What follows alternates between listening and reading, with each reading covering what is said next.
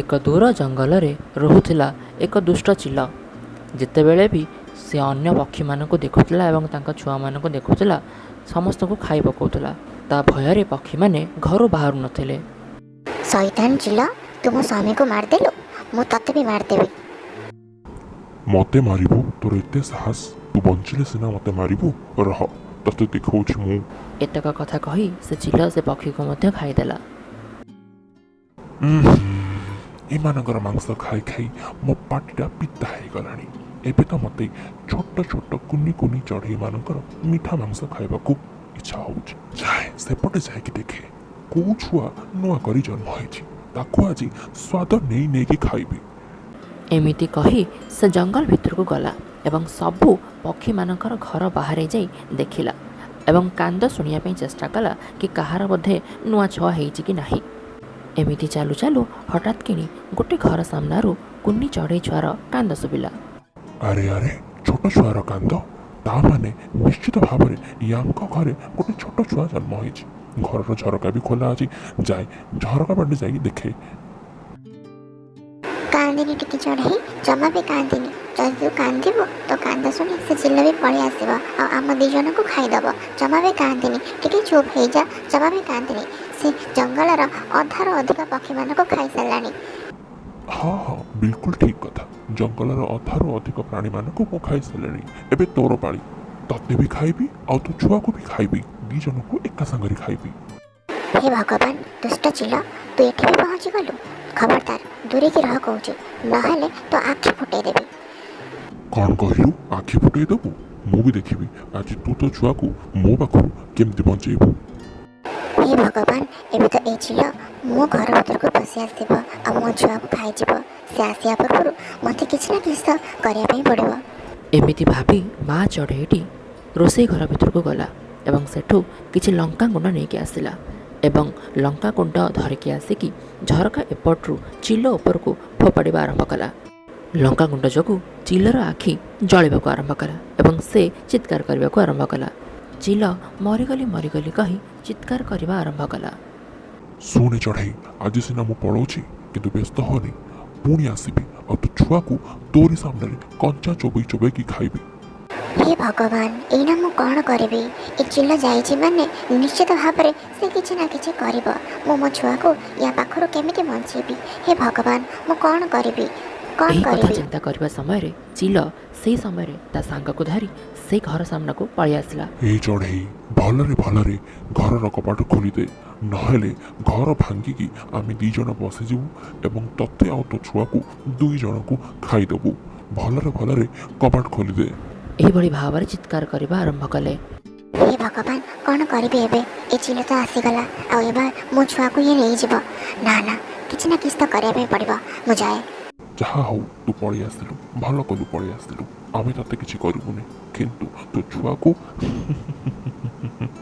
ଚିଲ ଭାଇନା, ମୁଁ ନା ମୋ ଭୁଲ ବୁଝିଗଲି ଆଉ ସେଥିପାଇଁ ମୁଁ ରାଜି ହେଇଗଲି। ମୁଁ ମୋ ଛୁଆକୁ ତୁମକୁ ଦେଇଦେବି, କିନ୍ତୁ ମୁଁ ବାସ୍ ଗୋଟେ ତୁମକୁ ଅନୁରୋଧ କରୁଛି, ଆଜି ଗୋଟେ ଦିନ ପାଇଁ ମୋତେ ମୋ ଛୁଆକୁ ମୋ ସହିତ ରହିବାକୁ ଦିଅ। ମୁଁ ତାକୁ ଗେଲ କରିବା ପାଇଁ ଚାହୁଁଛି, ଦେଖିବା ପାଇଁ ଚାହୁଁଛି। କାଲି ସକାଳୁ ମୁଁ ନିଜେ କହୁଛି ମୁଁ ତୁମକୁ ଦେଇଦେବି। ଓହୋ, ହଉ ଠିକ୍ ଅଛି। ଯଦି ତୁ ତୋ ଛୁଆକୁ ଦେବା ପାଇଁ ରାଜି ହେଇଯାଇଛୁ, ତାହେଲେ ଗୋଟେ ଦିନ ପାଇଁ ଆମେ ତତେ ମୌକା ଦେଇପାରିବୁ, କିନ୍ତୁ ବେଶୀ ନୁହଁ। ଆଉ ବାହାନା ଚାଲିବନି। କାଲି ସକାଳୁ ହିଁ ଆମେ ତୋ ଛୁଆ ତୋ ପାଖରୁ ନେଇଯିବୁ। ଏଭଳି ଭାବେ କଥା ଦେଇ ଚିଲ ସେ ଜାଗାରୁ ତାପରେ ଚାଲିଗଲା। ଆଉ ଏପଟେ ମା ଚଢ଼େଇ ଜଙ୍ଗଲରେ ଥିବା ବାକି ପକ୍ଷୀମାନଙ୍କ ସହିତ ଆସି ସମସ୍ତଙ୍କୁ ନିଜର ଦୁଃଖର କାହାଣୀ ଶୁଣେଇଲା ଏବଂ କ'ଣ କରିବ ବୋଲି ଭାବିଲା। ତାପରେ ସମସ୍ତେ ମିଶି ଗୋଟେ ଉପାୟ ପାଞ୍ଚିଲେ ଏବଂ ସକାଳ ହେବାକୁ ଅପେକ୍ଷା କଲେ। ରାତି ପାହି ସକାଳ ହେବା ପରେ ମା ଚଢ଼େଇ ତା ଛୁଆ ଚଢ଼େଇକୁ ବୁଝେଇବା ଆରମ୍ଭ କଲା। ଦେଖ ଟିକେ ଚଢ଼େଇ, ସେଇଠି ଆଲମାରି ଅଛି। ସେ ଆଲମାରି ଭିତରେ ଛୁପିକି ରହିବୁ।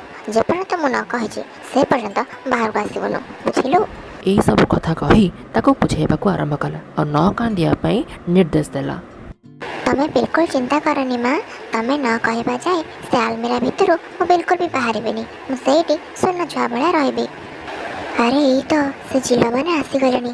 ଯାଏ ମୁଁ ମୋ ନାଟକ ଆରମ୍ଭ କରିଦିଏ।